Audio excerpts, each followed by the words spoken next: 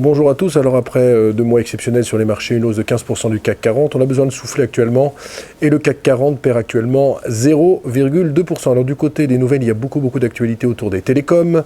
Vivendi qui a publié ses résultats a vendu ses 20% dans SFR à Numéricable SFR à un prix qui déçoit les investisseurs parce qu'il est de 40 € alors qu'SFR Numéricable vaut autour de 60 €. Et puis sur Vivendi, on n'est pas très content du côté des investisseurs parce qu'on estime que l'argent qui va être redonné aux actionnaires est un peu léger.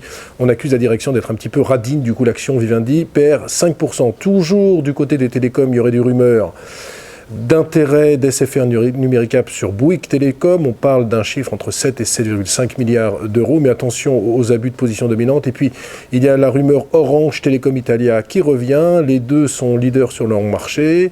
Ça aurait beaucoup d'allure, mais là encore, il n'y a rien de signé pour l'instant. On est à l'état des rumeurs non démenties, évidemment, par les deux directions. Alors ça bouge du côté des télécoms, ça bouge également sur les petites valeurs, avec notamment Parrot qui gagne 5,5%. Après un chiffre d'affaires 2014 assez bon et surtout un retour de la croissance en fin d'année.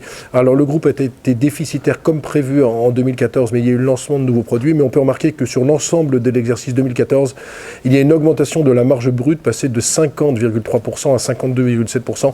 C'est un bon chiffre pour Parrot qui se distingue donc. À noter aujourd'hui que la semaine sera assez riche, non pas en événements microéconomiques, parce qu'on a quasiment passé la saison des résultats. Je parle bien sûr des blue chips, mais il y aura une actualité avec une réunion de la BCE jeudi et la mise en place du quantitative easing. Et puis vendredi, très important, les chiffres du chômage américain. S'ils sont vraiment trop bons, on aura sans doute une hausse des taux aux États-Unis, sans doute pour le mois de juin. En tout cas, sur les marchés d'échange, on joue bien évidemment la hausse des taux aux États-Unis parce que l'euro est sur des niveaux assez faibles.